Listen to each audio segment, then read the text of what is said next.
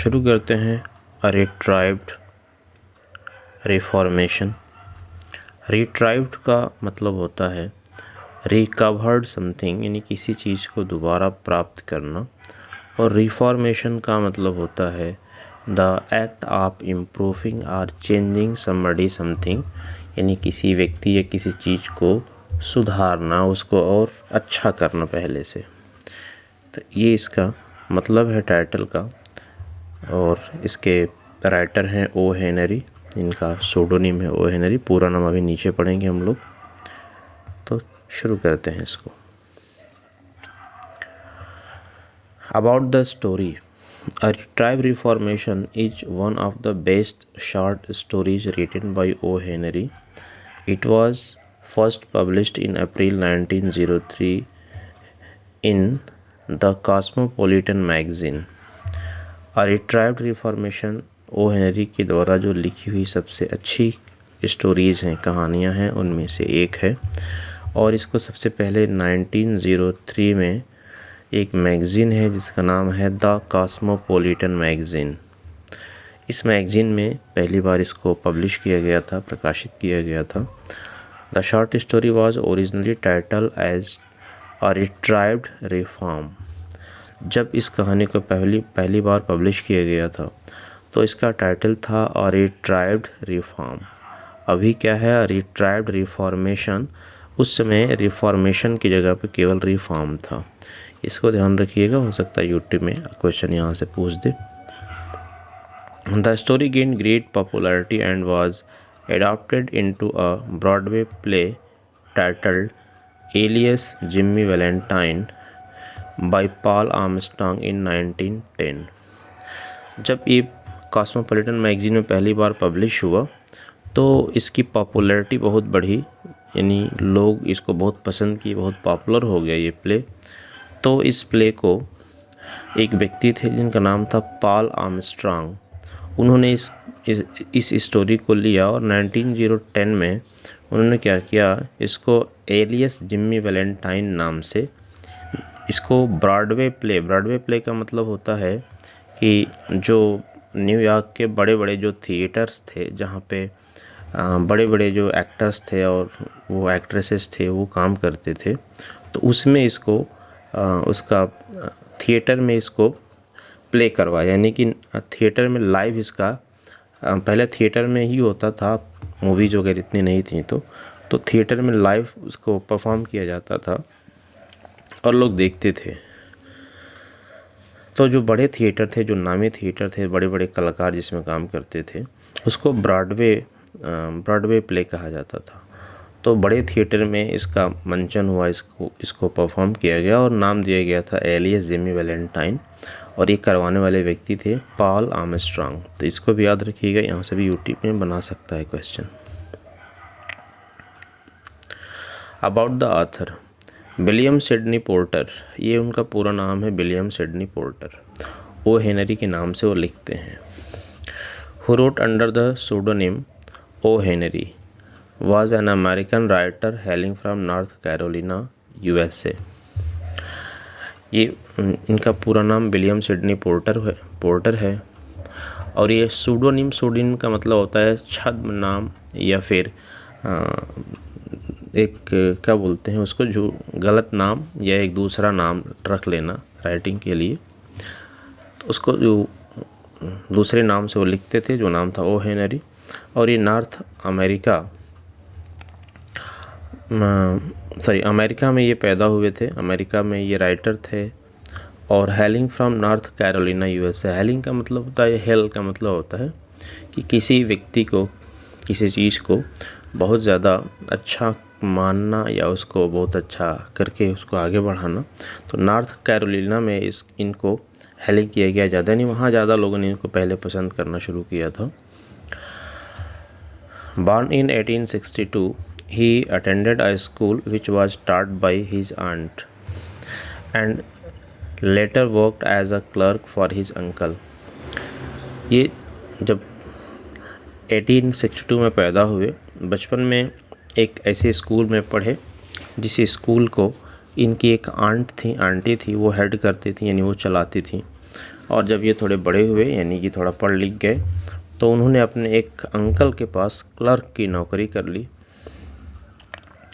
In 1894 he started a weekly named the Rolling stone. ये भी नाम याद रखिएगा, द रोलिंग स्टोन, ये भी पूछ सकता है यूटी में। 1894 में उन्होंने क्या किया, एक वीकली स्टार्ट किया। वीकली का मतलब होता है एक ऐसा मैगज़ीन या ऐसा एक न्यूज़पेपर जो वीक में, सप्ताह में एक बार पब्लिश होता हो।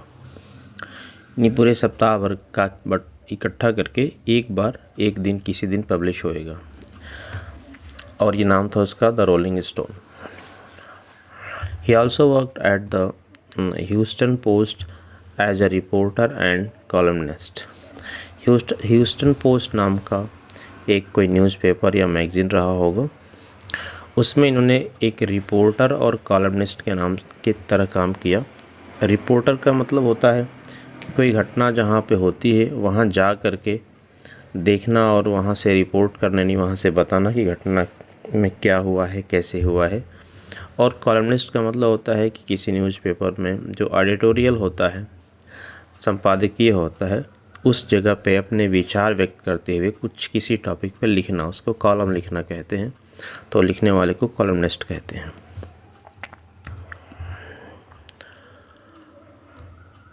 The stories of O Henry portrait people from all walks of life.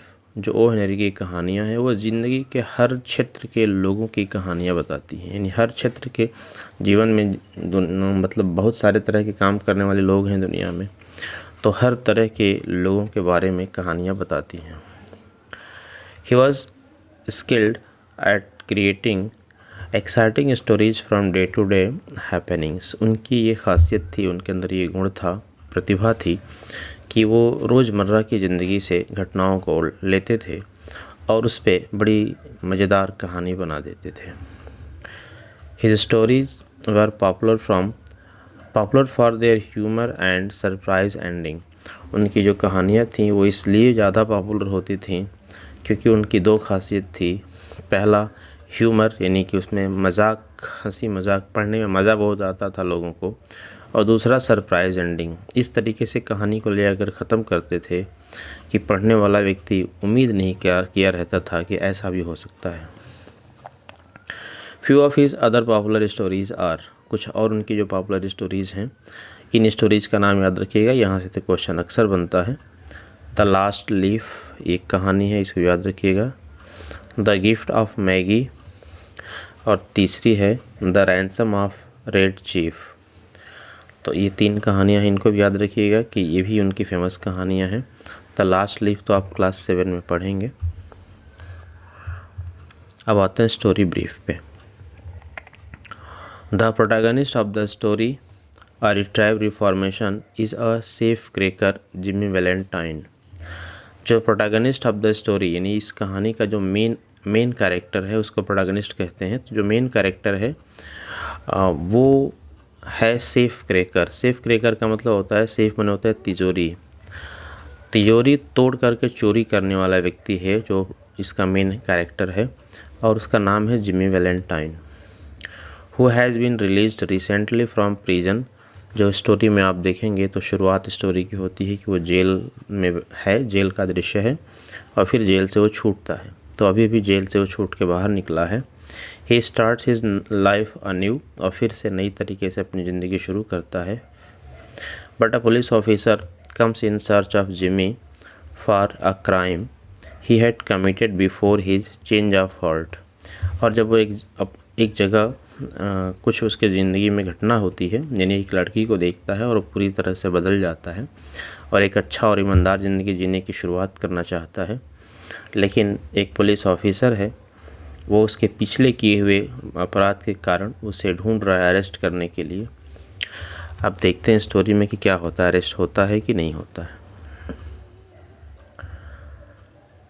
Warm up. Have you ever taken a decision to not repeat a particular mistake? Have you been able to stick to your decision?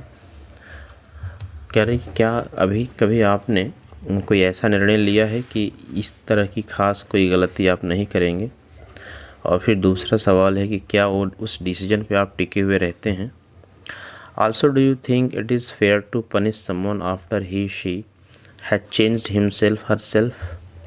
और तीसरा ये कि अगर कोई लड़का या लड़की पहले कुछ गलती करता था लेकिन अब उसको वो बदल चुका है पहले से, बिल्कुल भी अब पहले जैसा नहीं रहा, अब पहले वाला काम बिल्कुल भी नहीं करता, तो क्या उसको पनिशमेंट देना सही होगा? Form groups in class and discuss these questions.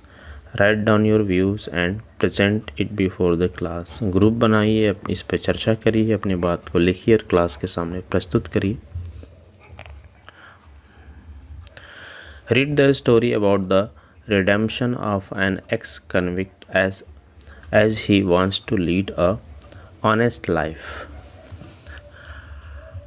कहानी पढ़िए एक ऐसे व्यक्ति के बारे में जो redemption of an ex-convict, redemption का मतलब होता है the act of saving our state or being saved from power of evil, यानी किसी बुरी चीज़ से उसको बचा लिया गया हो। तो एक्स कन्विक्ट है, एक कन्विक्ट का मतलब होता है पुराना अपराधी, और उसको फिर एक पुराना अपराधी है अपनी ज़िंदगी को बदल करके नई तरीके से जीना चाहता है, तो उसकी कहानी पढ़ना है यहाँ पे। आइए पढ़ते हैं आगे, शुरू करते हैं स्टोरी को। यहाँ से स्टोरी यहाँ से शुरू होती है। A guard came to the prison shoe shop where Jimmy Valentine was carefully teaching the uppers and brought him to the front office.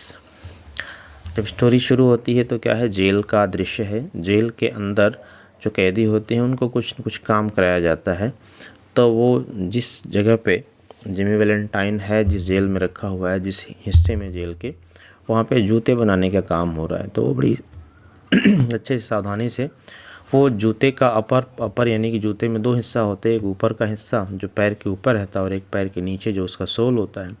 तो अपर्स मतलब ऊपर वाला हिस्से को वो बड़े अच्छे से बैठ के सिल रहा है।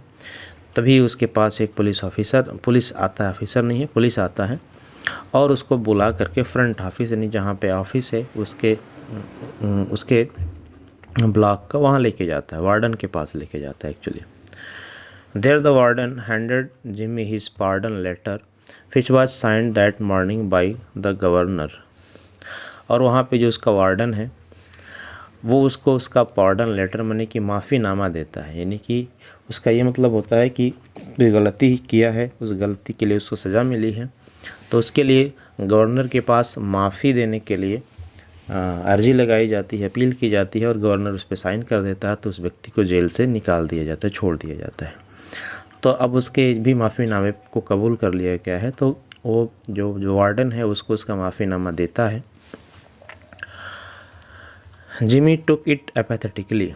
जिमी उसको बड़े अनमने ढंग से लेता है, यानी बहुत खुश नहीं होता है अपने माफ़ीनामों को देख कर के, जबकि उसका माफ़ीनामा है मिल गया है, तब वो बाहर जा सकता है, जेल से निकल सकता है, लेकिन उसे देखकर वो खुश नहीं होता है। Reason, he had served nearly 10 months of a 4-year sentence though he had expected to stay for only 3 months। वो खुश इसलिए नहीं होता है कि जिस अपराध में उसको सज़ा मिली रहती है वो सज़ा पूरी तो उसकी रहती है 4 साल की, लेकिन 4 साल की सज़ा में जब वो माफ़ीनामा दाखिल किया रहता है या फिर उसके जो साथी रहते हैं वो किए रहते हैं, तो उसको उम्मीद रहती है कि 3 महीने के अंदर वो जेल से बाहर चला जाएगा, लेकिन अभी वो 9 महीने हो गया था उसको उस जेल में रहते रहते, तो इसलिए वो खुश नहीं था कि 3 महीने में मुझे बाहर निकल जाना था, ये 9 महीने लग गए हैं मुझे, अब आके मुझे मिल रहा है माफ़ीनामा बाहर निकलने के लिए।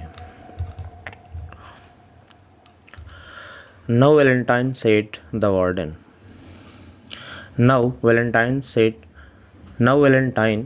warden, you can leave the prison in the morning। जो वार्डन है वो कहता है कि now Valentine you can leave the prison in the morning, कहता है कि वैलेंटाइन अब तुम सुबह जेल से बाहर जा सकते हो। Dress up and make a man of your self, कह रहे कि तैयार हो जाओ और एक अच्छा आदमी जो तुम्हारे अंदर है वो बन करके दिखाओ फिर से। You are not a bad fellow at heart, तुम दिल से बुरे आदमी नहीं हो। Stop cracking safes and live honestly, ये तिजोरियाँ तोड़ना छोड़ दो और एक ईमानदारी की ज़िंदगी जियो। मी said Jimmy in surprise, I have never cracked a safe in my life। Jimmy कहता है कि मैं और तिजोरी तोड़ने वाला व्यक्ति नहीं हो सकता, मैंने अपने जीवन में आज तक कभी तिजोरी नहीं तोड़ी है। Jimmy was many things but he was not a convincing liar yet.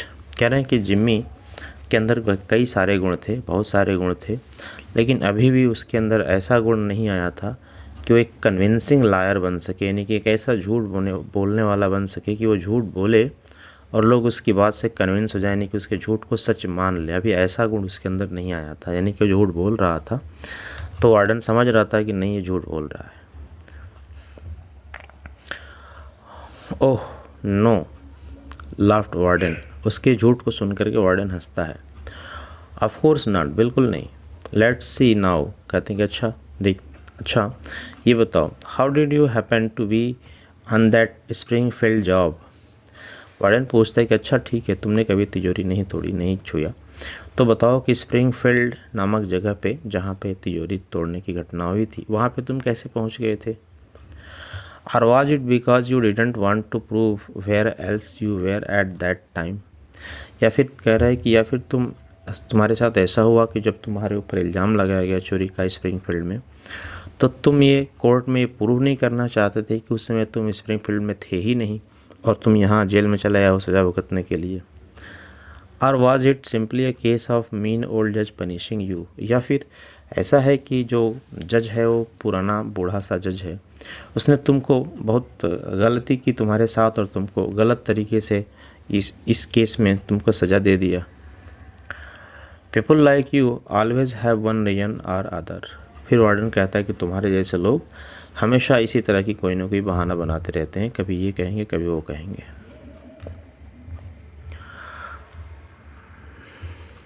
Me, said Jimmy, still blank of what is being said.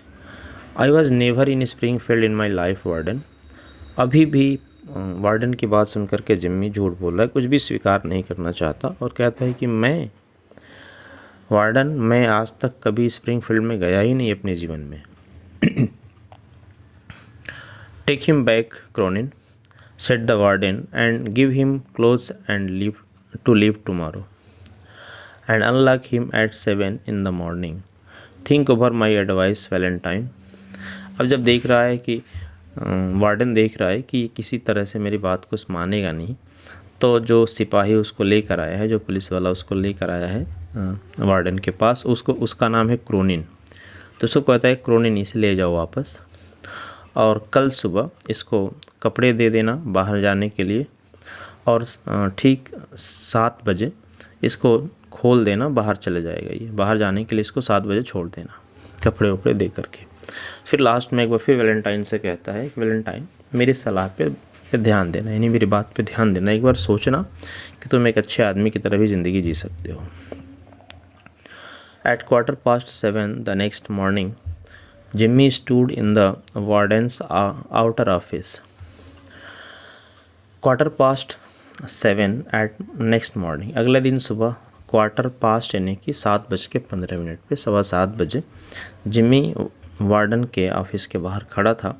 He was wearing a suit that didn't fit him well and a pair of stiffy and squeaky shoes. और वो एक suit पहने हुए था, यानी coat pant पहने हुए था, जो उसके शरीर पे अच्छे से फिट नहीं हो रहा था, यानी साइज उसकी ठीक नहीं थी शरीर के हिसाब से। और एक जूता पहने हुआ था जो स्क्वेकी एंड स्टिफ था। स्टिफ मतलब बहुत कड़ा, मुलायम सॉफ्ट जूता नहीं था, बहुत टाइट कड़ा जूता था। और स्क्वेकी था, यानी कि चलने पे जूते से आवाज़ आ रही थी।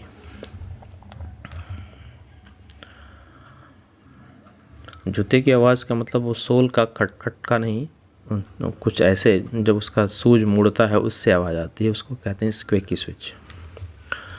The clerk handed him a railroad ticket and a $5 bill to help him further and the warden shook hand with him. अब क्लर्क जो है उसके जेल का, उसको एक रेल रोड टिकट यानी कि ट्रेन का टिकट देता है घर जाने के लिए, और $5 बिल और $5 उसको रुपया देता है आगे के, बाहर जाएगा तो खर्चे के लिए, उसको घर पहुंचने तक के खर्चे के लिए। और फिर जो वार्डन है उससे हाथ मिलाता है उसको बाहर जाते समय। 10 Jimmy Valentine 9762 was pardoned and walked out of the prison as mister James Valentine. इस तरीके से जो जिमी वैलेंटाइन था, जिसका नंबर था 9762। 9762 नंबर क्या है? जब जेल में कोई व्यक्ति जाता है तो उसको एक नंबर दिया जाता है, कैदी नंबर। ठीक है, हर वहाँ पे गिनती के लिए, पहचान के लिए वो नंबर होता है। तो जब जेल में था तो उसका नंबर था 9762। वो नंबर का कैदी, अब उसको माफ़ी दे दी गई थी, वो बाहर जेल से जा रहा था और अब मिस्टर जेम्स वैलेंटाइन के नाम से वो आज़ादी से वो जिएगा बाहर। Jimmy went straight to a restaurant where he had enjoyed a fine meal. Jimmy बाहर गया सीधे एक रेस्टोरेंट में और वहाँ पे खाना खाया अच्छे से। From there he went to the depot. वहाँ से फिर वो डिपो गया। डिपो मतलब जहाँ से ट्रेनें उसको मिलेंगी, पकड़ेगा ट्रेन जहाँ पे, उसको वो डिपो कहते हैं। वो डिपो गया। He gave arms to a blind man sitting by the door and boarded his train. और फिर वहाँ गया डिपो के, तो दरवाजे के पास एक अंधा आदमी बैठा था, उसको आर्म्स यानी कि भीख दिया, भिक्षा जिसको कहते हैं, भिक्षा दिया।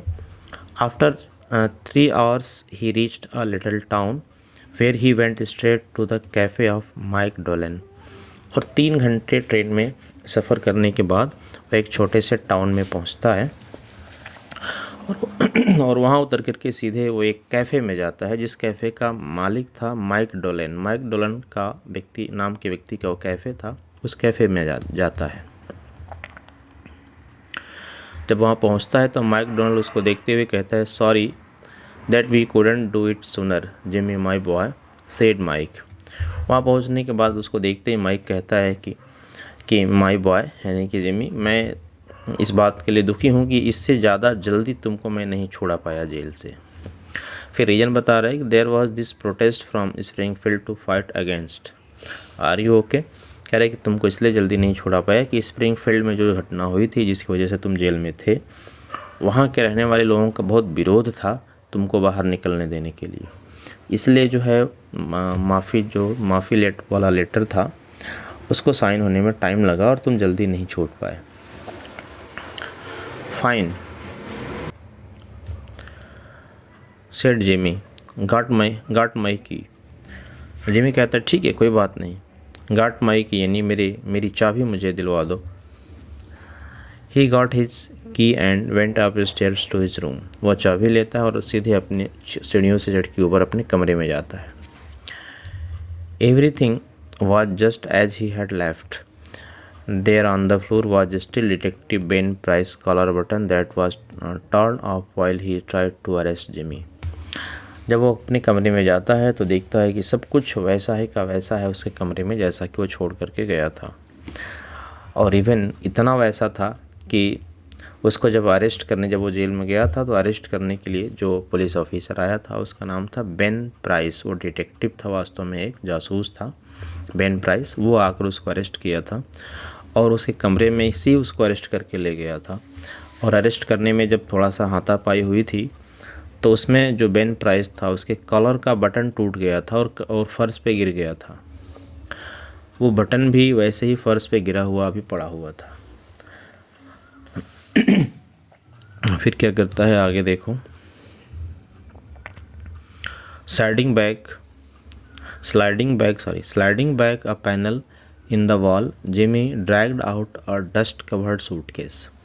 दीवार में उसका एक पैनल था, एक बड़ा सा दीवार का हिस्सा था, उसको पकड़ के खिसकाता है तो उसके अंदर से एक अलमारी खुलती है और उस अलमारी के अंदर एक डस्ट कवर सूटकेस, धूल भरा हुआ एक सूटकेस निकलता है।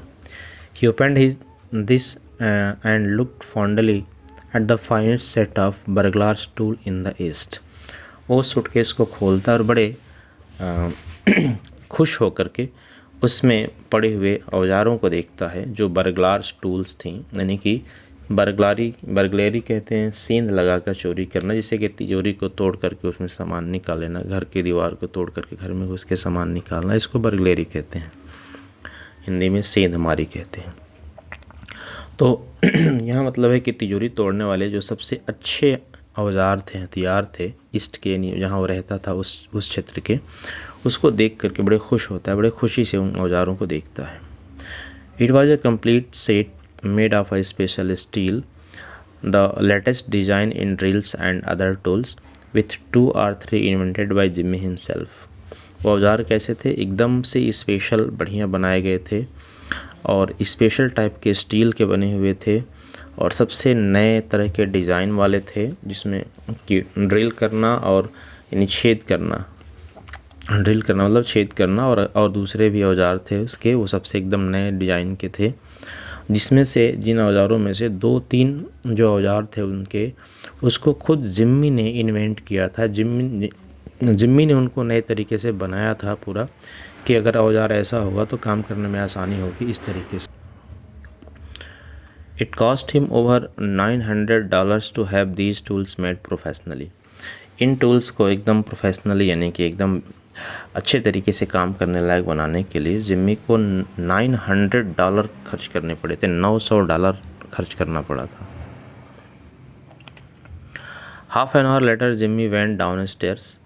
अपने कमरे में जब वो आया था, उसके आधे घंटे में वो तैयार होकर वापस नीचे उतरता है।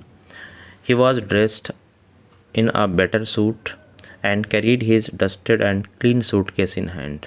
अब जब नीचे उतर रहा है अपने कमरे से वापस, तो एक अच्छा बढ़िया सूट पहने हुए है, एक अच्छा सा कोट पैंट पहन के नीचे उतरता है, और जो उसका सूटकेस जो गंदा पड़ गया था उसको झाड़ झोड़ के बिल्कुल साफ़ सुथरा करके हाथ में लेके उतरता है।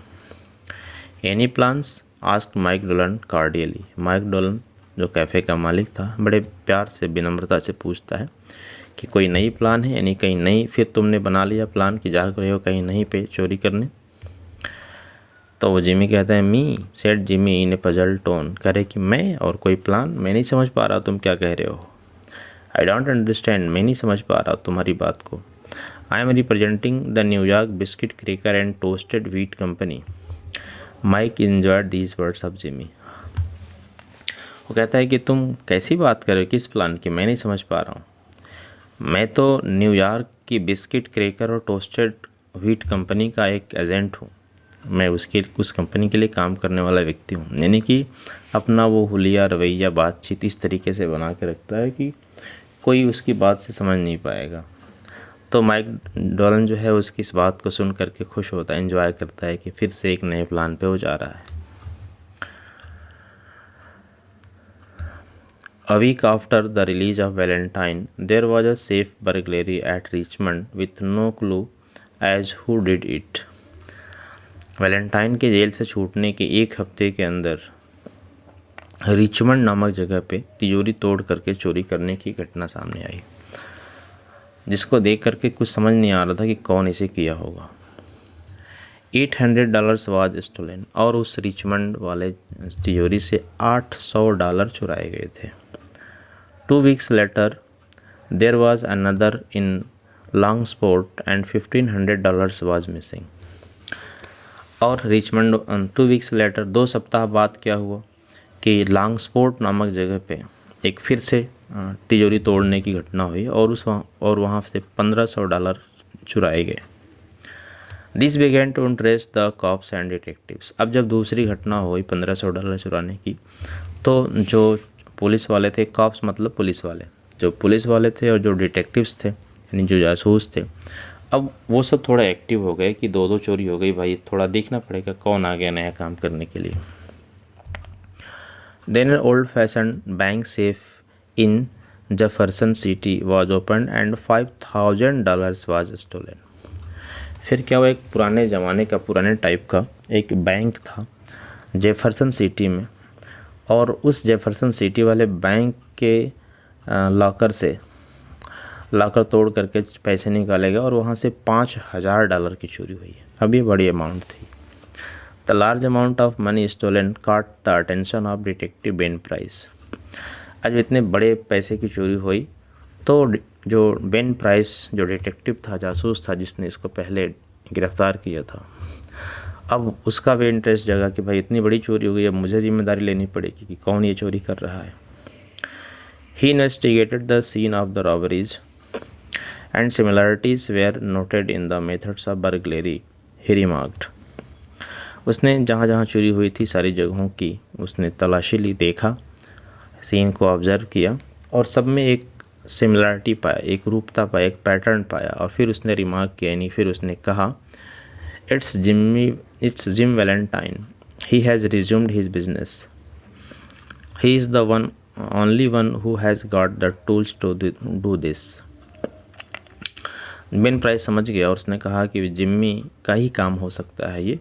उसने फिर से अपना काम शुरू कर दिया है, केवल उसी के पास इस तरह के टूल्स हैं यानी औजार हैं जो इन तिजोरियों को तोड़ सकता है और चुरा सकता है। Everything has been done smoothly, हर चीज़ बिल्कुल एकदम आराम से किया गया है। Jimmy never had to drill anything else except one hole. Yes, I guess I want mister Valentine, next time he goes to prison he will serve for full period there. कह रहे कि हाँ, ये उसी का काम है, ये जिम्मी का ही काम है कि जिम्मी जब भी तिजोरी तोड़ता है तो तिजोरी में सिर्फ एक छेद करता है, इसके अलावा और कोई काम नहीं करता। एक छेद करता है और तिजोरी को खोल देता है। फिर कहता है कि हाँ, यस बिल्कुल, I guess I want mister Valentine, कहता है कि बिल्कुल मेरा अनुमान है कि मुझे फिर से जिमी वैलेंटाइन को अरेस्ट करना पड़ेगा। Next time he goes to prison, अगली बार जब ये जेल जाएगा, he will serve his full period there, तो वहाँ पूरा जितने दिन की सज़ा हुई रहेगी उतना दिन पूरा बिताकर ही जेल में आएगा। इस बार तो 4 साल में से 9 महीने में बाहर चला आया था, लेकिन अब की बार जाएगा तो पूरा जितने दिन की सज़ा होगी पूरा जेल में उसको रखना पड़ेगा। Detective Ben Price knew Jimmy's habit, Ben Price जानता था कि जिमी की आदतें क्या है, वो कैसे काम करता है। He was always on move, वो हमेशा मूव पे रहता था, यानी कि आज यहाँ कल वहाँ परसों वहाँ, हमेशा जगह बदलते रहता था। वर्कड एलोन एंड फास्ट, और हमेशा चोरी अकेले करता था और बहुत तेज करता था। And made himself pleasing to the society, these help mister Valentine to always escape arrest, और वो हमेशा आम लोगों के बीच में इतना घुल मिल कर इस तरीके से रहता था कि उसको अरेस्ट होने से, वो लोगों के बीच में घुल मिल के रहना उसको अरेस्ट होने से बचा लेता था। Hearing that detective Ben Price had taken up the duty of finding this notorious burglar, other people with safe felt more at ease. अब जब तिजोरी तोड़ करके चोरियां होने लगी, लगातार 3 चोरियां हो गई, तो सब लोग परेशान हो गए कि किसकी तिजोरी किस दिन टूट जाएगी नहीं पता। लेकिन जब ये न्यूज़ आया कि अब डिटेक्टिव बेन प्राइस ने अपने अंडर में ले लिया है केस को देखने के लिए कि अब वो चोर को पकड़ने के लिए, तो जो कि बेन प्राइस का जो लोगों के मन में उसके प्रति जो बात थी कि वो बहुत अच्छा है, जल्दी काम कर लेता है, सम्मान था उसके काम करने के अंदाज़ का, तो लोगों को थोड़ा राहत मिली कि चलो अब बेन प्राइस ने काम को ले लिया है तो अब शायद चोरी न होगी, या कम से कम वो पकड़ लेगा चोर को। One afternoon Jimmy Valentine was his and his suitcase reached Elmore. अब यहाँ से कहानी एक नए तरफ जा रही है, कहानी का एक नया पार्ट शुरू हो रहा है। यहाँ से जाकर एल्मोर जगह पे जाएगा और वहीं से इसका हार्ट चेंज हो जाएगा, यानी कि अपना पूरा लाइफ बदल देगा। One afternoon Jimmy Valentine and his suitcase reached Elmore. एक दिन दोपहर बाद के समय में, यानी दोपहर में, जिमी वैलेंटाइन और उसका सूटकेस, यानी जिमी वैलेंटाइन अपना सूटकेस लिए एल्मोर नामक जगह पे पहुंचता है। A little town in Arkansas. Elmore क्या है? अरकानसस में, अरकानसस स्टेट है और वहाँ पे एक छोटा सा टाउन है एल्मोर, वहाँ पहुँचता है। Jimmy looking like an athlete young senior just home from college walk towards a hotel.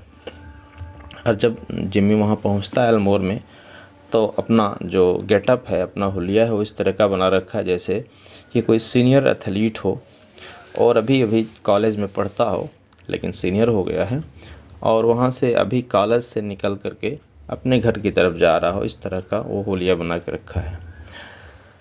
और इस होलिये में एक होटल की तरफ वो जा रहा है।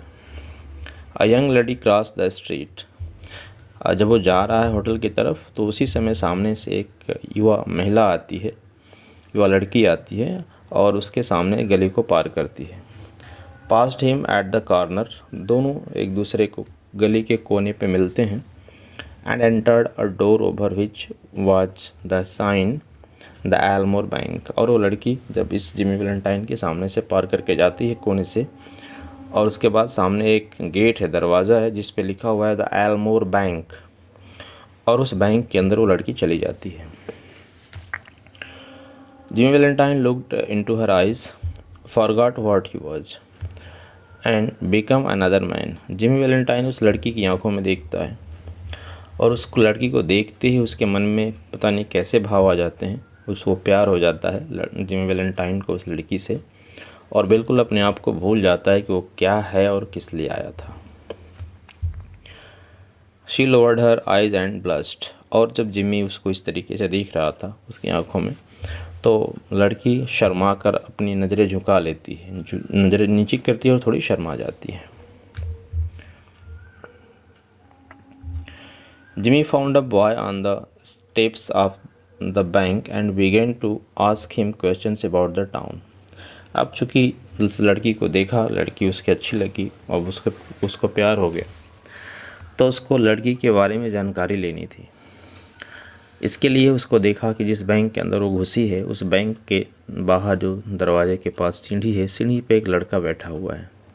अब उस लड़के से उस लड़की के बारे में जानकारी लेना है, तो सीधे पूछ नहीं सकता, तो जाता है उस लड़के के पास और उस टाउन के बारे में बातें करने लगता है कि ये टाउन कैसा है, इसके बारे में बातें करता है।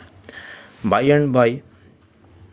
And by the young lady came out. थोड़े समय के बाद वो लड़की बाहर आती है, seemingly unconscious of Jimmy and went her way. अब निश्चित रूप से इस बार जब बाहर आती है तो वो जिमी को नहीं देखती है सीधे सीधे, तो अनकॉन्शियस ऑफ जिमी वहाँ पे बैठा उसको देख रहा है। इस बात से वो बेखबर वो सीधे निकलती है और अपने रास्ते चली जाती है।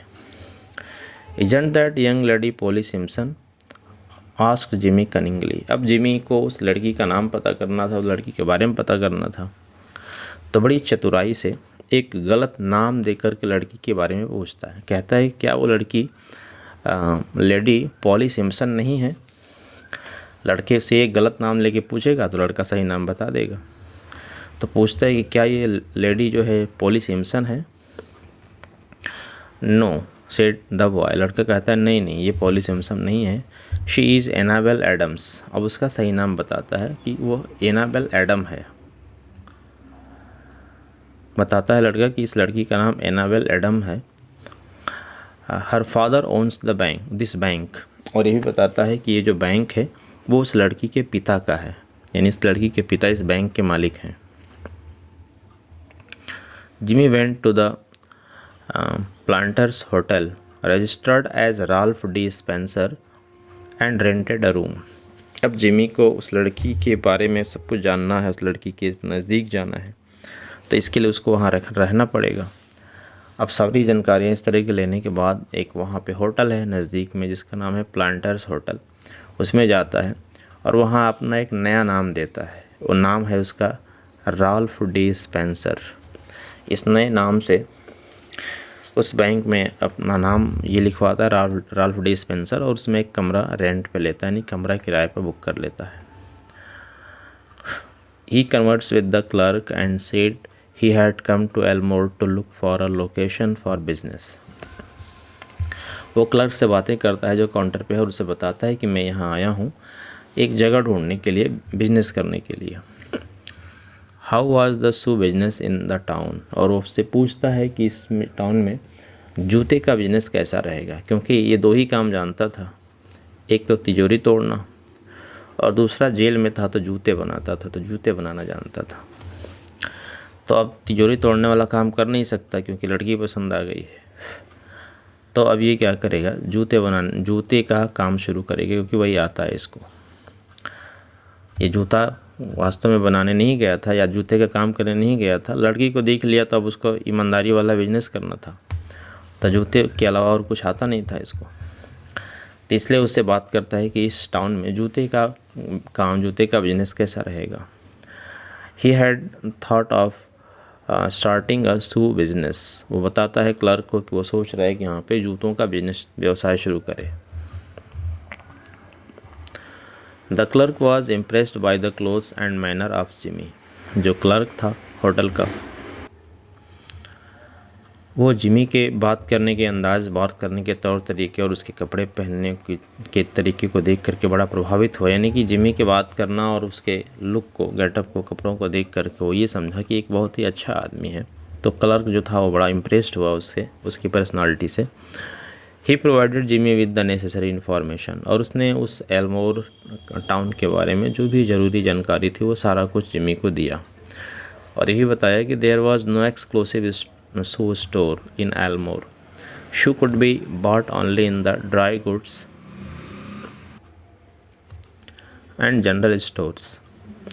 उस क्लर्क ने भी बताया कि यहाँ पे एल्मोर में कोई ऐसी दुकान नहीं है जो सिर्फ जूते बेचती है। यानी एक्सक्लूसिव शू स्टोर का मतलब होता है एक ऐसी दुकान जिसमें सिर्फ जूते चप्पल बेचे जाते हों, तो ऐसी कोई दुकान नहीं है एल्मोर में। यहाँ पे जो जूते चप्पल हैं वो ड्राई गुड्स और जनरल स्टोर्स, यानी कि जहाँ पे ड्राई गुड्स यानी कि खाने पीने की चीज़ें उस तरह की नहीं, नॉर्मल जो ड्राई होती हैं उस तरह की चीज़ें बेची जाती हैं, और जनरल स्टोर हैं वहाँ पे जूते मिलते हैं यहाँ पे। He hoped that Mr Spencer would locate to Elmore for his shoe business, और उसने ये आशा व्यक्त की कि मिस्टर स्पेंसर को ये जगह, एल्मोर जो जगह है वो पसंद आएगी अपना जूतों का व्यवसाय करने के लिए। Also he would find Elmore as a pleasant place to live and the people are very sociable. Also he would find, और वो उम्मीद ये भी करता है, वो बताता है कि मैं उम्मीद करता हूँ कि आपको एल्मोर जगह भी पसंद आएगी। यानी बिजनेस करने के लिए तो जगह आपको ठीक लगेगा ही, आपको रहने के लिए भी ये जगह बहुत पसंद आएगा। और यहाँ के जो लोग हैं वो बड़े सोशिएबल हैं, बड़े मिलनसार हैं, अच्छे लोग हैं यहाँ के, तो लोग भी यहाँ के आपको पसंद आएंगे। Finally mister Spencer decided to stay in the town for a few days and think about it. Finally mister Spencer ने ये डिसाइड किया कि वहाँ रुकेंगे कुछ दिन और ये देखेंगे कि ये टाउन कैसा है उनके काम के लिए। As he was about to leave for his room, the clerk started to call for a boy to help him with the suitcase. जब वो वहाँ से जो उसका क्लर्क था, यानी कि रिसेप्शन से जब वो अपने कमरे की तरफ जाने लगा, तो जो क्लर्क था उसने सोचा कि एक लड़के को बुला दें हेल्प करने के लिए, उसकी सूटकेस को उसके कमरे तक पहुँचाने के लिए। ये इज्जत करते हैं मेहमानों के होटल में ऐसे। But mister Spencer denied the help and carried it up himself, it was rather heavy. लेकिन मिस्टर स्पेंसर जो हैं वो हेल्प लेने से मना कर देते हैं और ख़ुद अपनी सूटकेस को उठा के ले जाते हैं। Reason, it was rather heavy, क्योंकि जो सूटकेस था वो अपेक्षाकृत देखने में जैसा था उसकी अपेक्षा कुछ ज़्यादा ही भारी था। यानी कि उसमें सारे स्टील के टूल्स रखे हुए थे, इसलिए वो बहुत भारी था। Mister Ralph Spencer, the phoenix that rose from Jimmy Valentine's ashes left by the sudden flame of love, remained in Elmore and prospered.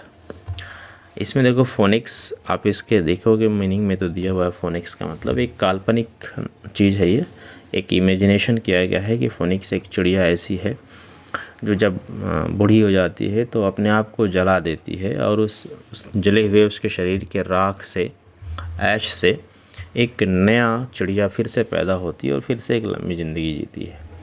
तो ये कह रहा है कि मिस्टर राल्फ टी स्पेंसर नाम से जो नया व्यक्ति पैदा हुआ है ये भी उस नई चिड़िया की तरह है जो जिमी वैलेंटाइन नामक जो पहले की चिड़िया थी, यानी पहला जो व्यक्ति था जिमी वैलेंटाइन नाम का, उसने अपने आप को जला लिया है और उस व्यक्ति की राख से एक नया व्यक्ति पैदा हुआ है जिसका नाम है मिस्टर राल्फ डी स्पेंसर।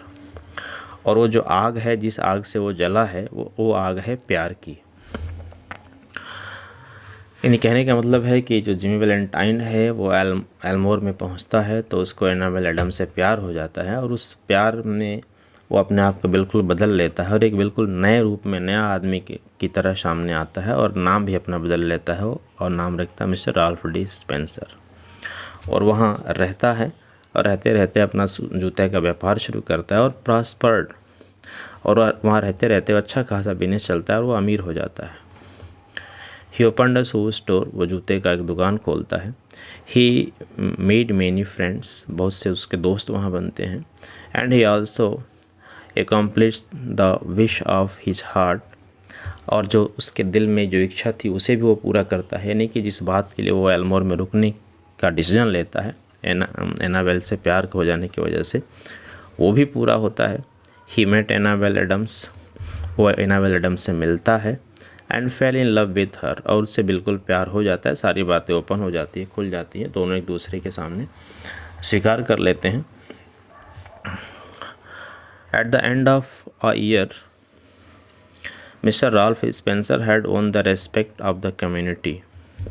लगभग 1 साल वहाँ रहते रहते जो वहाँ के लोग हैं रहने वाले, वो सब लोग मिस्टर स्पेंसर को सम्मान देने लगते हैं, यानी कि सब लोगों के नज़र में मिस्टर स्पेंसर एक सम्मानित व्यक्ति बन जाते हैं।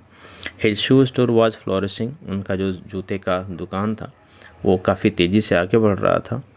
And he and Annabel were engage to be married in 2 weeks, और उनकी और एनाबेल एडम की शादी भी होनी तय हो गई थी। अब 2 सप्ताह बाद उन दोनों की शादी भी होने वाली थी। Mister Adams the typical plodding country banker also approved of Spencer. जो एनाबेल एडम के फादर थे मिस्टर एडम, जो एक ख़ास तरह के आलसी टाइप के ग्रामीण क्षेत्र के बैंकर थे, यानी कि ग्रामीण क्षेत्र में बैंक चलाने वाले एक आलसी टाइप के व्यक्ति थे, उन्होंने भी मिस्टर स्पेंसर को अप्रूव कर दिया था, यानी उन्होंने भी अपनी बेटी के लिए स्पेंसर को पसंद कर लिया था। Annabel was also deeply in love with him and was proud of him, और एनाबेल जो लड़की थी वो खुद बहुत अच्छे से, बहुत गहराई तक ये मिस्टर स्पेंसर को प्यार करने लगी थी, और वो इतना प्यार करती थी कि मिस्टर स्पेंसर को जिस तरीके से लोग देख रहे थे और वो देख रही थी, इसके लिए उसके मन में बहुत इज्जत थी, यानी मिस्टर स्पेंसर को प्यार भी करती थी और उनकी बहुत इज्जत भी करती थी। सबकी नज़र में वहाँ पर मिस्टर स्पेंसर एक बहुत अच्छे और सम्मानित व्यक्ति बन गए थे, यानी एक तिजोरी तोड़ने वाला व्यक्ति प्यार में पड़ के एक अच्छा सम्मानित व्यक्ति बन गया था वहाँ पे। One day Jimmy sat down in his room and wrote his letter which he mailed to one of his old friends at Saint Louis. एक दिन रात को जिमी बैठा अपने कमरे में और अपने एक पुराने दोस्त जिसका नाम था सेंट लुइस, उसको चिट्ठी लिख रहा था। चिट्ठी जो लिखा वो नीचे यहाँ पे दिया हुआ है। उसमें क्या लिखा था? डियर ओल्ड पाल, ओल्ड मने पुराना, पाल मने होता है दोस्त। तो लिखा, dear old pal, I want you to come to Sullivan's place in Little Rock next Wednesday night at 9 o'clock। उसमें लिखा कि मैं चाहता हूँ कि तुम सुलिवन्स प्लेस जो लिटिल रॉक में है वहाँ पे तुम वेंसडे के दिन रात के 9 बजे आ जाओ। I want you to finish up a job for me, मैं चाहता हूँ कि वहाँ पे तुम आओ और मेरे लिए एक काम ख़त्म कर दो, यानी मेरा एक काम ख़त्म कर दो। Also I want to give you my kit of tools, I know you will be glad to get them. कह रहे कि मैं ये भी चाहता हूँ कि जब तुम आओगे तो मेरे पास जो तिजोरी तोड़ने के जो औजार हैं, हथियार हैं, वो सब टूल का जो सेट मैंने बना रखा है वो तुमको दे देना चाहता हूँ उस दिन, और मैं जानता हूँ कि तुम उस टूल्स को लेकर के बहुत खुश होगे। I have quit the old business a year ago. बताता है कि जो पुराना मेरा व्यवसाय था, पुराना मेरा जो बिज़नेस था, यानी कि तिजोरी तोड़कर चोरियाँ करना, वो 1 साल पहले मैंने उस बिज़नेस को छोड़ दिया है। I have got a nice store, मैंने यहाँ पे एक अच्छा सा स्टोर खोल लिया है, यानी कि दुकान खोल लिया है। I am making an honest living, और अब मैं एक ईमानदार ज़िंदगी जी रहा हूँ, एंड यानी ईमानदारी से अपनी रोजी रोटी कमा रहा हूँ। And I am going to marry the finest girl on earth 2 weeks from now, और आज अब से 2 सप्ताह बाद मैं इस पृथ्वी पे सबसे अच्छी जो लड़की है उससे मैं शादी करने जा रहा हूँ। It is the only life that I want. Billy, उसका दोस्त है जिसका नाम है बिली, कहता है बिली यही यही इसी तरह का जीवन था जो मैं चाहता था, यानी कि इस तरह की एक अच्छी लड़की से मैं शादी करके ज़िंदगी जीना चाहता था, वो मुझे मिल गई है। I wouldn't touch a dollar of an other man's money now. कह रहे कि अब मैं किसी दूसरे व्यक्ति का $1 भी नहीं छूता हूँ, यानी बिल्कुल ईमानदारी से कमाता हूँ। After I get married I am going west. कह रहे कि शादी करने के बाद मैं यहाँ से पूरब की तरफ में रहता हूँ तो पश्चिम की तरफ चला जाऊँगा, यानी दूसरे तरफ चला जाऊँगा। वहाँ जाने का फ़ायदा ये होगा, fair old charges want be brought up against me. वहाँ जाने का फ़ायदा ये होगा कि जो मेरे ऊपर पुराने चोरी के इल्ज़ाम हैं, चोरी के जो केसेज हैं, वो मेरे पे लागू नहीं होंगे। उधर मैं चला जाऊँगा तो यानी वहाँ का कानून बदल जाएगा, तो मेरे ऊपर पुराने चार्जेस नहीं लागू होंगे और मैं आराम से रह सकूँगा। I tell you Billy she is an angel and believes in me. फिर अपनी होने वाली वाइफ की तारीफ़ करता है, वो कहता है कि बिली, मैं तुमको फिर से बता रहा हूँ कि वह एक एकदम एंजल की तरह है, परी की तरह है। एंजल तो है हालांकि देवदूत, वो मेल के लिए यूज़ होता है ये, लेकिन वो लड़की है तो हम कहेंगे वो परी की तरह एकदम से लगती है। ये कहेंगे बिल्कुल ईमानदार अच्छी लड़की है, एंजल की तरह। एंड बिलीव्स इन मी, और मेरे ऊपर विश्वास भी करते हैं, यानी कि मुझे एक बहुत अच्छा व्यक्ति वो समझती भी है। Be sure to be at Sullivan's for I must see you. कह रहे कि निश्चित रूप से तुम वहाँ पे आना, क्योंकि मुझे तुमसे मिलना एकदम ज़रूरी है। I will bring along the tools with me, मैं अपने साथ वो टूल्स लेकर आऊँगा। Your old friend Jimmy. ये लेटर लिखता है, उसके बाद क्या होती है देखते हैं। On the night the letter was written, detective Ben Price caught scent of Jimmy Valentine and reached Elmore। जिस रात को जिमी ने चिट्ठी लिखी थी अपने दोस्त बिली को, उसी रात बेन प्राइस जो डिटेक्टिव था जो इसको ढूंढ रहा था अरेस्ट करने के लिए, उसको भी पता चल जाता है कि जिमी कहाँ पे रह रहा है, और वो भी जो है एल्मोर पहुंच जाता है। He strolled about the town in his quiet way and observed Ralph D. Spencer from the drug store opposite to Spencer's shoe store। और उसको पता भी चल जाता है कि जिमी कहाँ रह रहा है। जिमी के रहने का पता चल जाता है तो वो स्ट्रॉल यानी कि आराम से फुर्सत से धीरे धीरे घूमते हुए उधर जाता है कि कोई उसको जाने ना समझे ना, तो अपने छुपे हुए अंदाज में वो घूमते हुए जाता है। और जहाँ पे राल्फ डी स्पेंसर की जूते की दुकान थी, उसके ठीक सामने एक ड्रग स्टोर था, यानी कि दवा की दुकान थी। और उस दवा की दुकान पे वो खड़ा होकर के वो जिम्मी को और उसके स्टोर को देखता है, सब कुछ जायज़ा लेता है वहाँ का। Going to marry the banker's daughter, are you Jimmy, said Ben Price to himself softly. Well I don't know. कह रहे going to marry the banker's daughter, are you Jimmy. कह रहे कि तुम बैंकर जो हैं, यानी कि जो मिस्टर एडम बैंकर हैं, बैंक के ओनर हैं, उनकी बेटी से तुम शादी करने जा रहे हो। यू जिम्मी तुम शादी करने जा रहे हो। Said Ben Price to himself softly. Ben Price अपने आप से खुद से धीरे से कहता है, अपने मन में अपने से बातें कर रहा है कि अच्छा कि जिम्मी तुम और ये बैंकर की बेटी से शादी करने जा रहे हो। Well I don't no. फिर कहता है अच्छा हो सकता है, पता नहीं, मैं नहीं जानता क्या हुआ कैसे हुआ, मुझे नहीं पता आगे क्या होगा। मतलब वो उसको ये इन्फॉर्मेशन मिलती है कि ये शादी करने जा रहा है जिम्मी जो है बेन प्राइस ये एनाबेल एडम से। तो सोचता है कि अच्छा तुम और शादी करने जा रहे हो, चलो देखते हैं आगे क्या होता है, इस तरीके के अंदाज में।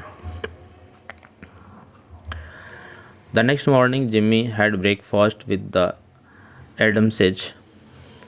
अगले दिन सुबह जिम्मी एडम से यानी कि एडम की जो फैमिली थी, एनाबेल एडम की जो फैमिली थी, उसकी फैमिली के साथ ब्रेकफास्ट करता है।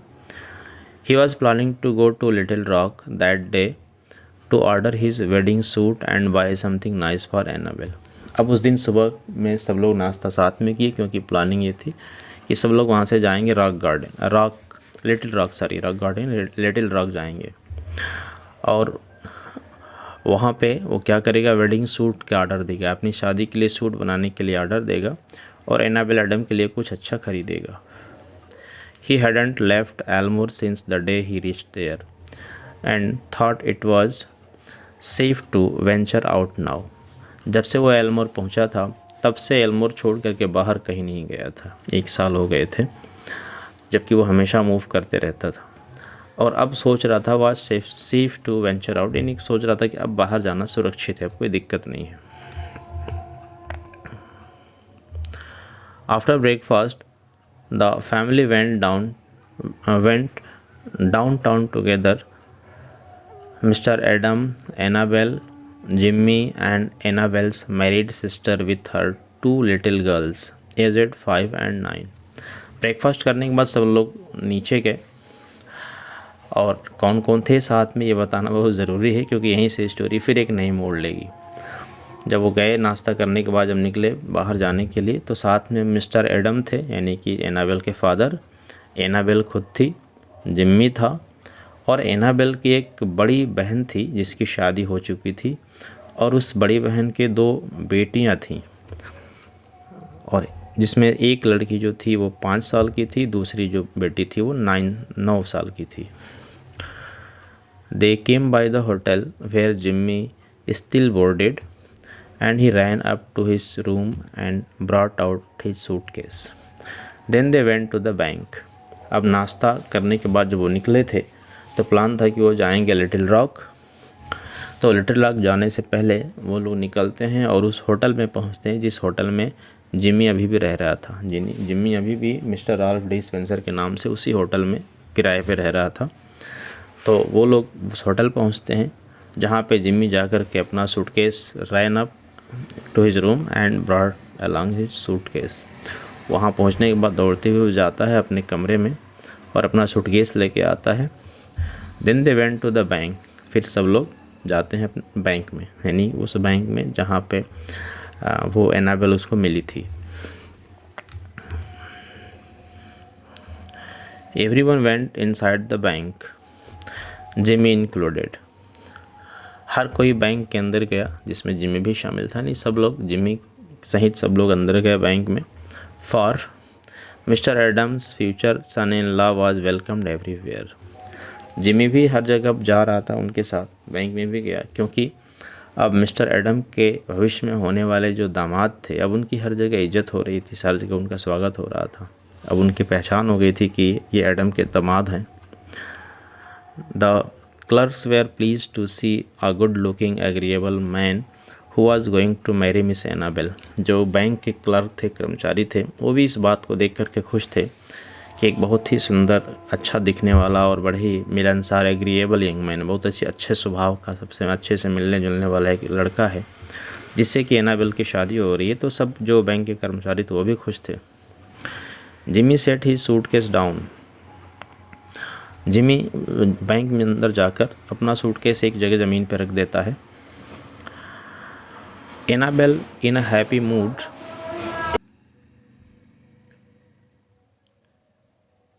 Annabelle in a happy mood. Annabelle in a happy mood put on Jimmy's hat and picked up the suitcase. अब एनाबेल क्या था, बिल्कुल खुश थी उस दिन। अब उसकी शादी होने वाली थी, वो पसंद कर दी थी, बिल्कुल खुश थी। तो जब जिमी ने अपना सूटकेस रखा और अपनी टोपी निकाल के रखी, तो एनाबेल खुश होकर के जिम्मी की तरह एक्टिंग करने की कोशिश की।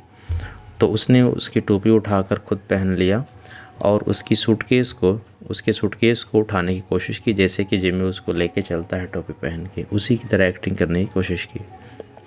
लेकिन जो ही उसने सूटकेस को उठाना शुरू किया तो बहुत भारी था, उठ नहीं पाया। तो चिल्लाती है, बोलती है, my Ralph how heavy it is.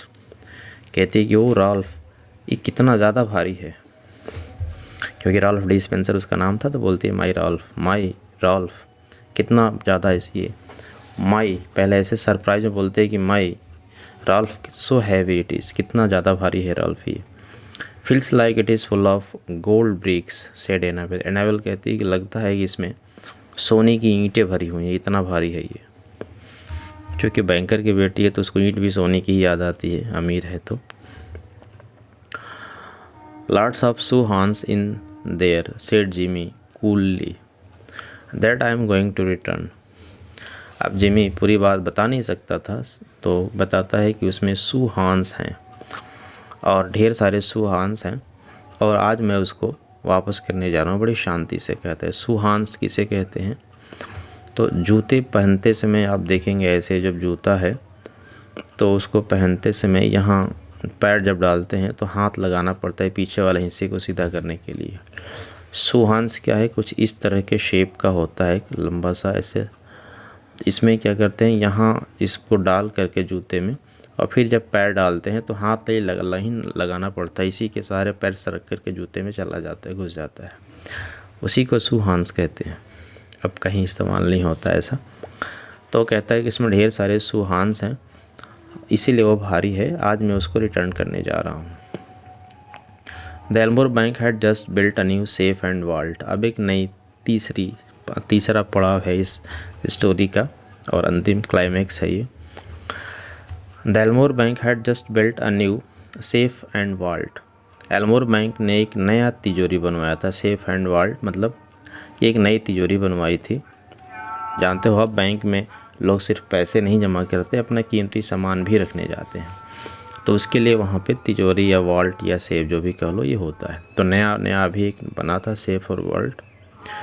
Mister Adam was very proud of it and wanted everyone to see it. Mister Adam जो थे वो बहुत, उनको गर्व था कि एक नया बहुत एडवांस टाइप का उन्होंने तिजोरी बनवाया था अपने बैंक के लिए, और वो सबको दिखाना चाहते थे उस तिजोरी को। The vault was a small one but it had a new door। वो जो तिजोरी था वो था तो छोटे ही साइज़ का, लेकिन उसमें एक नए टाइप का दरवाज़ा लगा हुआ था। ठीक है, तो जो उसका दरवाज़ा और लॉकिंग सिस्टम था वो नए तरह का था।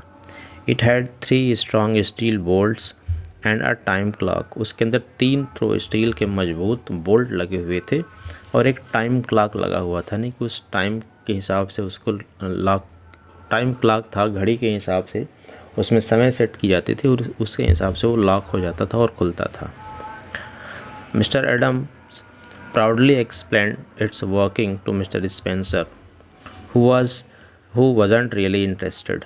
और मिस्टर एडम जो थे वो अपने होने वाले दामाद मिस्टर स्पेंसर को बड़े गर्व से सारा बात समझा रहे थे कि ये कैसे सेफ काम करता है, और वास्तव में मिस्टर स्पेंसर को उस सेफ में, उस तिजोरी में कोई रुचि नहीं थी, बस वो सुन रहे थे, क्योंकि वो तो जानते थे कि किसी भी तिजोरी की औकात उसके सामने क्या है। The 2 children, May and Agatha, were delighted by shining metal of clock and knobs. जो 2 बच्चे थे, अभी बताया था कि एनाबेल एडम की जो बड़ी बहन थी शादीशुदा, उसकी 2 बेटियां साथ में गई हुई थी। तो उसमें जो बड़ी बेटी थी उसका नाम था मे और छोटी बेटी थी उसका नाम था अगाथा। वो भी दोनों उस नए चमकते चमचमाते नए सेफ को देख करके बहुत खुश थे। Meanwhile detective Ben price entered the bank and looked casually inside. तभी अभी ये सब हो रहा था, तभी बेन प्राइस जो डिटेक्टिव है वो घुसता है बैंक में और बड़े चुपचाप शांति से सब कुछ देखता है क्या हो रहा है। He told the clerk that he was just waiting for a man he new. और क्लर्क को बताता है कि वो यहाँ पे वेट कर रहा है किसी व्यक्ति का आने का जिसको वो जानता है, उसके पहचान का कोई व्यक्ति यहाँ आने वाला है, उसका इंतज़ार कर रहा है। Suddenly a woman started screaming. अचानक एक महिला के चिल्लाने की आवाज़ आती है। महिला जोर से चिल्लाने लगती है। While the elders were looking aside, May, the 9-year-old girl, playfully shut Agatha in the vault. She had bolted and turned the knob just as she had seen Mr. Adams do. अचानक एक महिला के चिल्लाने की आवाज़ आती है। वो महिला कौन होती है? तो वो एनाबेल की बड़ी बहन। वो अचानक चिल्लाना शुरू करती है क्योंकि जिस तरीके से मिस्टर एडम सबको तिजोरी दिखा रहे थे खोल के बंद करके, उसी अंदाज़ में, खोलना बंद करने के अंदाज़ में वो देख लेती है जो बड़ी वाली लड़की है 9 साल की में, और अपनी छोटी बहन अगाथा को तिजोरी के अंदर डालती है और उसको बंद करके दरवाजे को, बोल्ट को घुमा देती है, नाप को घुमा देती है, जैसा कि उसने मिस्टर एडम को करते हुए देखा था। यानी छोटी बहन को अगाथा को बड़ी बहन जो मे है वो तिजोरी में बंद कर देती है। The old banker tried to pull the handle of the vault. The door can't be opened, he cried. Neither the clock nor the knob code has been set. अब मिस्टर एडम कोशिश करते हैं दरवाजे को खींच करके खोलने की, लेकिन वो घुमा करके मे जो है उसको लॉक कर दिए रहती है, और वो कहते हैं कि अभी इसको खोल पाना मुश्किल है, नहीं खोल पाएगा ये, क्योंकि इसका तो ना तो नॉब सेट किया गया है, ना क्लॉक सेट की गई है। यानी किसी भी जो उसको लॉक करने का तरीका था कि कोड से वो लॉक किया जाएगा, फिर टाइम सेट किया जाएगा, तो ये सब कुछ सेट करके नहीं किया है उसने, मैंने बस उसको करके घुमा दिया। उसको नहीं पता कि उस समय कौन सा नंबर था, क्या टाइम था, तो इसको खोल पाना मुश्किल है। Agatha's mother screamed and again desperately. इतना सुनने के बाद आगाथा की माँ और निराश होकर ज़ोर से चिल्लाती है कि मेरी बेटी उसके अंदर बंद है, वो खुलेगा नहीं तो मर जाएगी।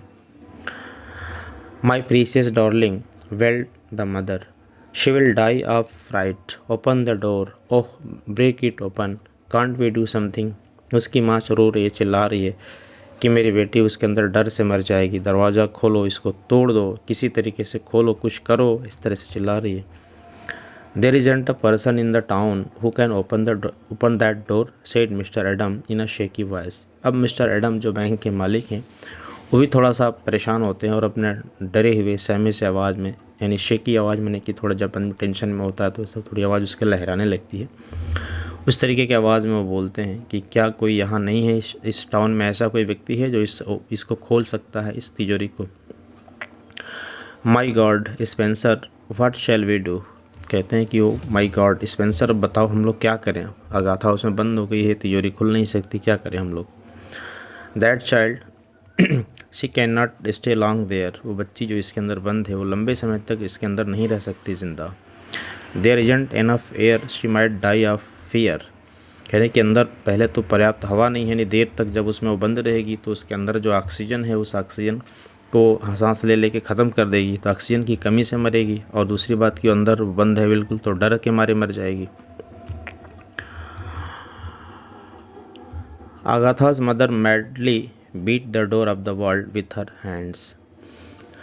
आगाथा की माँ जो है वो उसके दरवाजे को पकड़ करके ज़ोर ज़ोर से अपने हाथ से पीट रही है, पागलों की तरह। Annabelle turn to Jimmy, her eyes painful yet with hope. अब एनाबेल एडम जो है, एनाबेल जिमी की तरफ मुड़ती है, जिमी को देखती है, उसकी भी आंखों में दर्द है, वो दुखी वो भी है इन सब घटना से, लेकिन एक उम्मीद के साथ वो स्पेंसर को कुछ कहती है, जिमी को कुछ कहती है, can't you do something Ralph, try want you. कह रहे कि राल्फ क्या तुम कुछ कर सकते हो, एक बार ट्राई क्यों नहीं करते। He looked at her with a strange soft smile on his lips and eyes. अब जब एनाबेल एडम उसको कहती है कि तुम एक बार ट्राई क्यों नहीं करते, क्या तुम कुछ कर सकते हो, तो वो उसको बड़े अजीब ढंग से देखता है। यानी वो ये देख रहा है कि मैं कर तो दूंगा, लेकिन उसके बाद फिर तुम मुझे नहीं मिलोगी। कुछ विचित्र अंदाज में देखता है, बड़ी धीरे से उसकी होंठों पे और आंखों में एक धीमी सी हल्की सी मुस्कुराहट है, और उस मुस्कुराहट के साथ वो एनाबेल को देखता है, और चूँकि उसको प्यार करता है तो उसकी बात को टाल नहीं सकता, उसे वो झूठ नहीं बोल सकता। वो इतना उसके प्यार में एकदम से अपने को भुला चुका है कि वो जानता है इस बात को कि मेरी सच्चाई खुलने के बाद अब मैं वो नहीं रह जाऊंगा जो मैं यहाँ पे हूँ। फिर भी वो उसके प्यार के लिए अपना सब कुछ कुर्बान कर देता है, और कहता है एनाबेल से, एनाबेल ही सेड, वो कहता है Annabelle will you give me that rose you wearing. कहता है कि जो तुम गुलाब अपने कपड़े में पहनी हुई हो, क्या वो गुलाब तुम मुझे दोगी। Doubtful if she heard him right, she unpinned the rose from her dress and placed it in his hand. Eric doubtful if she heard him right. Annabelle से जब वो गुलाब मांगता है तो एनाबेल सुनती तो है, लेकिन उसे अपने ऊपर यकीन नहीं होता है कि उसने सही सुना है कि वो गुलाब मांग रहा है उनसे, क्योंकि तिजोरी खोलना है, बच्ची को बाहर निकालना है, उससे गुलाब का क्या संबंध है? क्योंकि एनाबेल तो नहीं जानती है कि तिजोरी तोड़ना इसका पहले व्यवसाय रहा है। लेकिन फिर भी वो अपने गुलाब को निकालती है अपने कपड़े में से और उसे दे देती है। Jimmy placed it on his vest pocket, removed his coat and pulled up his shirts sleeves. Jimmy उस गुलाब को लेता है, अपने शर्ट पे, वेस्ट पे पॉकेट यानी अपने शर्ट के पॉकेट पे उसको लगाता है, कपड़े के पॉकेट पे लगा लेता है। फिर अपना कोट उतारता है, रिमूव्ड हिज कोट उतारता है, and pulled up his shirt sleeves. अपने शर्ट का जो स्लीव है यानी कि आस्तीन है, बाजू है, वो कपड़ा हाथ का ऊपर चढ़ाता है, आस्तीन ऊपर चढ़ाता है। With that act Ralph D Spencer became Jimmy Valentine. और इस तरीके का जब उसने किया, कोट उतारा, आस्तीन ऊपर चढ़ाया, तो राल्फ डी स्पेंसर से फिर से एक बार वो जिमी वैलेंटाइन बन गया, तिजोरी तोड़ने वाला व्यक्ति बन गया। Get away from the door all of you, he commanded shortly. फिर जल्दी से सबको कहता है कि सब लोग दरवाजे से दूर हट जाओ, यानी कि वो तिजोरी के दरवाजे से सब लोग दूर हट जाओ। He set he suitcase on the table and opened it. वो अपना सूटकेस उठाता है, एक टेबल पे रखता है और खोलता है। From that time on he was unaware of those around him. और जब एक बार अपना सूटकेस खोल करके तिजोरी को तोड़ना शुरू करता है, तो उसके बाद वो भूल जाता है कि यहाँ कौन है और क्या है और कौन कौन हमको किस किस नज़र से देख रहा है। सब कुछ भूल जाते हैं और सिर्फ ध्यान उसका तिजोरी तोड़ने पे रहता है। He laid out his tools and started working. वो अपना औजार निकालता है, टूल्स निकालता है और काम करना शुरू करता है। Every one stood watching him in shock and surprise. और वहाँ बैठा हर व्यक्ति उसको देख करके शॉक्ड है, सरप्राइज है कि ये क्या कर रहा है। जिसको हम लोग समझते थे कितना अच्छा आदमी है, ये तो सब पूरे सूटकेस में तिजोरी तोड़ने का सामान लिए हुए और तिजोरी तोड़ रहा है। लोग ये सोच रहे हैं कि तो बैंक को लूटने तो नहीं आया था ये। Within a minute Jimmy drilled a hole in the steel door. 1 minute के अंदर उसने उस स्टील के दरवाजे में एक छेद कर दिया। In 10 minutes he broke the bolts and open the door. और 10 मिनट के अंदर उसने बोल्ट को सब जो लगे थे अंदर उसको तोड़ दिया, खोल दिया और दरवाज़ा खुल गया। The fastest he had ever done. और अब तक उसने जितनी तिजोरियाँ तोड़ी थी उनमें सबसे ज़्यादा तेज आज की तिजोरी को उसने तोड़ा था। Agatha weak but safe was gathered into her mother's arms. दरवाज़ा खुल गया तिजोरी का। आगाथा सुरक्षित लेकिन थोड़ी सी कमज़ोर महसूस कर रही थी, लेकिन सुरक्षित अपनी माँ के गोद में पहुँच गई। ये दृश्य दिखाया है तोड़ने का। Jimmy Valentine put on his coat and walked outside towards the front door. अब जिमी वैलेंटाइन तिजोरी तोड़ने के बाद अब वो जान गया कि अब मेरा लाइफ यहाँ से ख़त्म हो गया।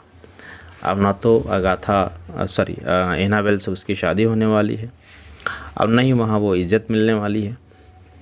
उसका पोल खोल चुका है कि वह एक तिजोरी तोड़ने वाला व्यक्ति है।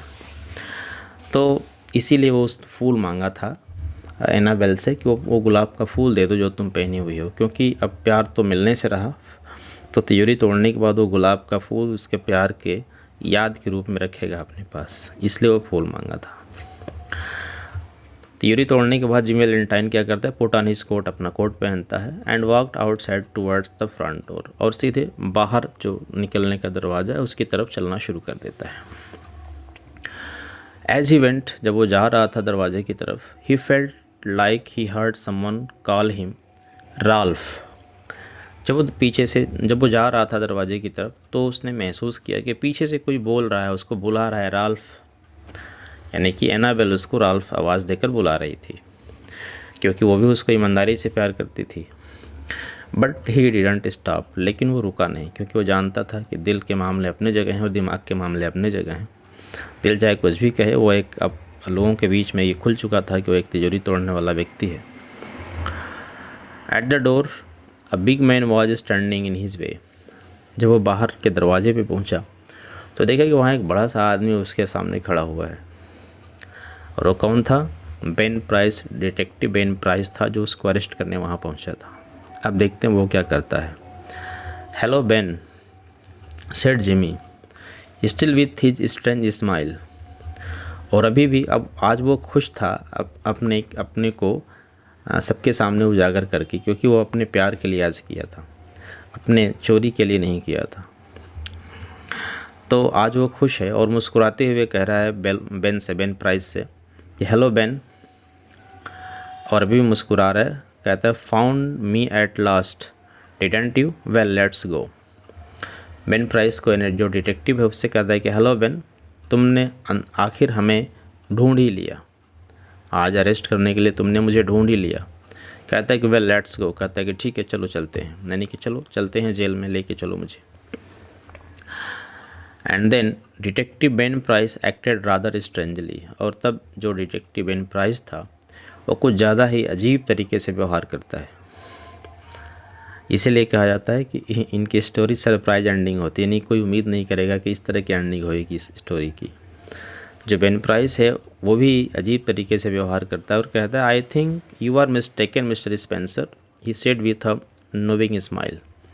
अपने चिर परिचित मुस्कुराते हुए अंदाज में बेन प्राइस कहता है कि मिस्टर स्पेंसर, मुझे लगता है कि आपको गलतफहमी हुई है।